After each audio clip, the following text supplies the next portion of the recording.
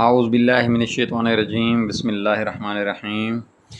جی دوستو، آج کی حدیث کے سلسلے میں آج ہم مشکوٰۃ المصابیح حدیث نمبر 4396 آپ کی خدمت میں پیش کر رہے ہیں۔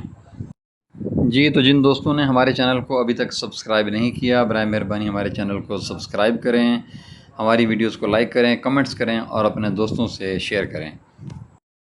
اعوذ باللہ من الشیطان الرجیم، بسم اللہ الرحمن الرحیم۔ اللہم صلی علی محمد وعلی آلہ وسلم۔ بریدہ رضی اللہ تعالیٰ عنہ سے روایت ہے کہ رسول اللہ صلی اللہ علیہ وسلم نے ایک آدمی کو پیتل کی انگوٹھی پہنے ہوئے دیکھا تو اسے فرمایا، مجھے کیا ہے کہ میں تجھ سے بتوں کی بو محسوس کر رہا ہوں۔ اس شخص نے اسے پھینک دیا۔ پھر وہ آیا تو اس نے لوہے کی انگوٹھی پہن رکھی تھی۔ آپ صلی اللہ علیہ وسلم نے فرمایا، مجھے کیا ہے کہ میں تجھ پر جہنمیوں کا زیور دیکھ رہا ہوں۔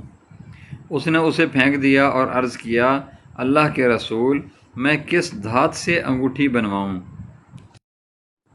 آپ صلی اللہ علیہ وآلہ وسلم نے فرمایا، چاندی سے، اور وہ بھی مثقال سے کم ہو۔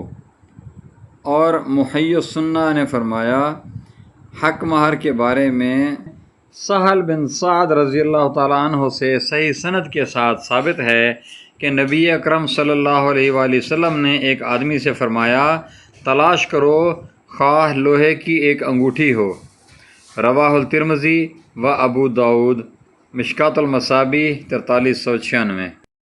وما علینا الا البلاغ المبین، جزاکم اللہ خیر و احسن الجزاء۔